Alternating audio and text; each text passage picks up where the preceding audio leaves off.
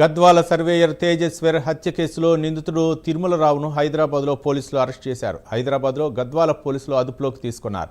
Surveyor Tejeshwar హత్య కేసులో ఇప్పటికే 8 మందిని పోలీసులు అరెస్ట్ చేశారు. తెల్లవారుజామున సఫారీ గ్యాంగ్తో సీన్ రీకన్స్ట్రక్షన్ చేసినట్లు తెలుస్తోంది.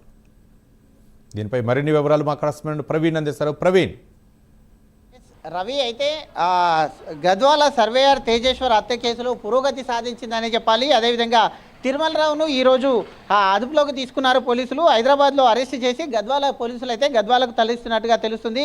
అదేవిధంగా ఇప్పటికే ఈ కేసులో 8 మందిని తెల్లవారుజామున సుపారీ గ్యాంగ్తో సీన్ రీకన్స్ట్రక్షన్ చేసి నిందితులను మొత్తం టోటల్గా కూడా అరెస్ట్ చేశారు. ఈ క్రమం లోపలనే ఈ యొక్క ప్రైవేట్ సర్వేయర్ అయినటువంటి తేజేశ్వర్ ఎవరైతే ఉన్నారో ప్రైవేట్ సర్వేయర్ అతన్ని అయితే భార్య ఈయనని పక్క ప్లాన్ ప్రకారం ఈయనని చంపాలనే ఉద్దేశంతో భార్య తన బైక్కు GPS కనెక్ట్ చేసి ఆయన ఎక్కడెక్కడ పోతున్నాడో తెలుసుకొని ఈ యొక్క సుపారీ గ్యాంగ్కు మొత్తం సమాచారం అందించింది. సమాచారం అందించిన నేపథ్యంలో ఆ యొక్క సుపారీ గ్యాంగ్ అతను ఒక ప్రైవేటు భూమిని కొలవాలంటూ చెప్పడం జరిగింది. దాంతోనే కార్లో తీసుకొని వెళ్ళడం జరిగింది. కార్లో తీసుకొని వెళ్ళిన తర్వాత ఆ సుపారీ గ్యాంగ్ మొత్తం టోటల్గా ఆ కార్లోనే అతనిపై కత్తులతో దాడి చేసి చంపడం జరిగింది. చంపిన వెంటనే అక్కడ ఆంధ్రప్రదేశ్లో ఉన్నటువంటి పాలెం ప్రాంతం లోపల ఆయన యొక్క డెడ్ బాడీని పడేసి వెళ్ళడం జరిగింది.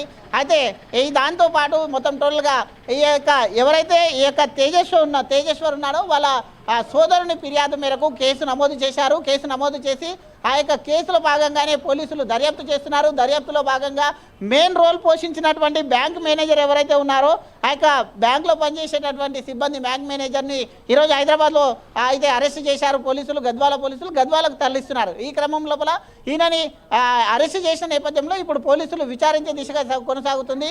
అయితే గతంలో కూడా ఈ యొక్క పెళ్లికి ముందే అక్రమ సంబంధం పెట్టుకొని అయితే ఈ యొక్క భర్తని చంపడం జరిగింది.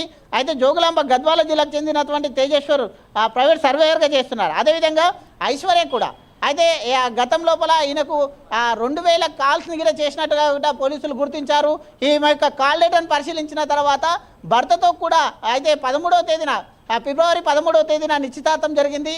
16వ తేదీ వరకు ఐశ్వర్య అయితే ఇంటి నుండి వెళ్ళిపోయిన తర్వాత తేజేశ్వర్కు ఫోన్ చేసి నేను ఎక్కడ వెళ్ళిపోలేదు, అదనపు కట్నం ఇవ్వాలని అమ్మకు భారం అవుతుందని దానికోసం మా స్నేహితుల ఇంటికి వెళ్ళానంటూ కూడా చెప్పుకొని వచ్చింది. ఆ క్రమం లోపల తన దగ్గర తేజేశ్వర్ దగ్గర ఏడ్చినటువంటి ఐశ్వర్యని చూసి అయితే తేజేశ్వర్ కరిగిపోయిన వెంటనే ఆమెని పెళ్లి చేసుకోవాలని నిశ్చయించుకున్నాడు. ఇంటి వాళ్ళని కూడా ఎదిరించి పెళ్లి చేసుకున్నాడు. ఈ క్రమం లోపలనే ఆ యొక్క బ్యాంక్ మేనేజర్కు 2000 సార్లు కాల్ డేటాలు కూడా 2000 సార్లు ఫోన్ చేసినట్టుగా కనుక్కున్నారు. ఈ కేసు మొత్తం టోటల్గా ఈ యొక్క బ్యాంక్ మేనేజర్ చుట్టూ తిరుగుతుంది కాబట్టి ఈరోజు అరెస్ట్ చేసి గద్వాలకు తీసుకెళ్తున్నారు. కాబట్టి ఈ కేసుకు సంబంధించిన కీలక ఆధారాలు అయితే పోలీసులు మరి కాసేపట్లో అక్కడ గద్వాలకు వెళ్ళిన తర్వాత ఆ విలేకరుల సమావేశం కూడా నిర్వహించబోతున్నారు. కాబట్టి ఈ కేసుకు సంబంధించిన పూర్తి డీటెయిల్స్ మరి కాసేపట్లో తెలిసే విధంగా అయితే ఉన్నాయి. Right, thank you Praveen.